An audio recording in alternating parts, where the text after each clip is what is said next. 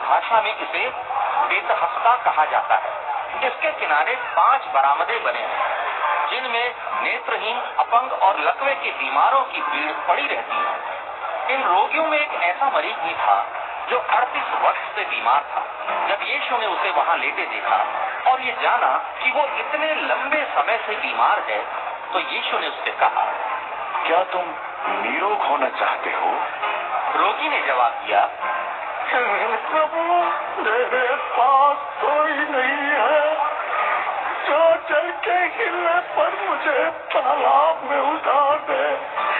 जब मैं तालाब में जाने को होता हूँ, सदा कोई दूसरा आदमी मुझसे पहले उस पे उतर जाता है। यीशु ने उससे कहा, खड़ा हो, अपना बिस्तर उठा और चल पड़। वो आदमी तत्काल अच्छा हो गया। उसने अपना बिस्तर उठाया और चल दिया। उस दिन सब्त का दिन था। इस पर यहूदियों ने उससे, जो निरोग हुआ था, कहना शुरू किया, आज सब्त का दिन है और हमारे नियमों के यह विरुद्ध है कि तू अपना बिस्तर उठाए। इस पर उसने जवाब दिया, जिसने मुझे अच्छा किया है उसने कहा है कि अपना बिस्तर उठा और चल। उन लोगों ने उससे पूछा, वह कौन व्यक्ति है जिसने तुझसे कहा था अपना बिस्तर उठा और चल? पर वह व्यक्ति जो ठीक हुआ था नहीं जानता था कि वह कौन था, क्योंकि उस जगह बहुत भीड़ थी और यीशु वहां से चुपचाप चला गया था। इसके बाद यीशु ने उस व्यक्ति को मंदिर में देखा और उससे कहा, देखो, अब तुम निरोग हो, इसलिए पाप करना बंद कर दो, नहीं तो कोई और बड़ा कष्ट तुम पर आ सकता है। फिर वह व्यक्ति चला गया और यहूदियों से आकर उसने कहा कि उसे ठीक करने वाला यीशु था, क्योंकि यीशु ने ऐसे काम सब्त के दिन किए थे। इसलिए यहूदियों ने उसे सताना शुरू कर दिया।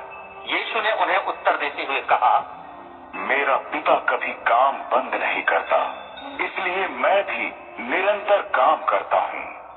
इसलिए यहूदी उसे मार डालने का और अधिक प्रयत्न करने लगे, न केवल इसलिए कि वह सत्य को तोड़ रहा था, बल्कि वह परमेश्वर को अपना पिता भी कहता था और इस तरह अपने आप को परमेश्वर के समान ठहराता था। उत्तर में यीशु ने उनसे कहा, मैं तुम्हें सच्चाई बताता हूँ कि पुत्र स्वयं अपने आप कुछ नहीं कर सकता है, वह केवल वही करता है जो पिता को करते देखता है। पिता जो कुछ करता है पुत्र भी वैसे ही करता है। पिता पुत्र से प्रेम करता है और वह सब कुछ उसे दिखाता है जो वह करता है। उन कामों से भी और बड़ी बड़ी बातें वह उसे दिखाएगा, तब तुम सब आश्चर्य करोगे। जैसे पिता मृतकों को उठाकर उन्हें जीवन देता है, पिता किसी का भी न्याय नहीं करता, किंतु उसने न्याय करने का अधिकार बेटे को दे दिया है, जिससे सभी लोग पुत्र का आदर वैसे ही करें जैसे वे पिता का करते हैं। जो व्यक्ति पुत्र का आदर नहीं करता, वह उस पिता का भी आदर नहीं करता जिसने उसे भेजा है। मैं तुम्हें सत्य बताता हूँ, जो मेरे वचन को सुनता है और उस पर विश्वास करता है जिसने मुझे भेजा है, वह अनंत जीवन पाता है। न्याय का दंड उस पर नहीं पड़ेगा। इसके विपरीत वह मृत्यु से जीवन में प्रवेश पा जाता है। मैं तुम्हें सत्य बताता हूँ कि वह समय आने वाला है, बल्कि आ ही चुका है, जब वे जो मर चुके हैं परमेश्वर के पुत्र का वचन सुनेंगे और जो उसे सुनेंगे वे जीवित हो जाएंगे। क्योंकि जैसे पिता जीवन का स्रोत है, वैसे ही उसने अपने पुत्र को भी जीवन का स्रोत बनाया है और उसने उसे न्याय करने का अधिकार दिया है, क्योंकि वह मनुष्य का पुत्र है। इस पर आश्चर्य मत करो कि वह समय आ रहा है जब वे सब जो अपनी कब्रों में हैं उसका वचन सुनेंगे और बाहर आ जाएंगे। जिन्होंने अच्छे काम किए हैं वे पुनरुत्थान पर जीवन पाएंगे, पर जिन्होंने बुरे काम किए हैं उन्हें पुनरुत्थान पर दंड दिया जाएगा। मैं स्वयं अपने आप से कुछ नहीं कर सकता। मैं परमेश्वर से जो सुनता हूँ उसी के आधार पर न्याय करता हूँ, और मेरा न्याय उचित है, क्योंकि मैं अपनी इच्छा से कुछ नहीं करता, बल्कि उसकी इच्छा से करता हूँ जिसने मुझे भेजा है।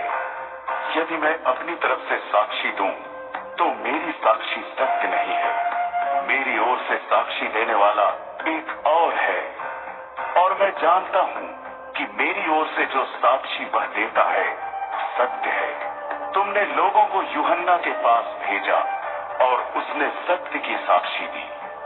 मैं मनुष्य की साक्षी पर निर्भर नहीं करता, बल्कि यह मैं इसलिए कहता हूँ जिससे तुम्हारा उद्धार हो सके। यूहन्ना उस दीपक की तरह था जो जलता है और प्रकाश देता है, और तुम कुछ समय के लिए उसके प्रकाश का आनंद लेना चाहते थे।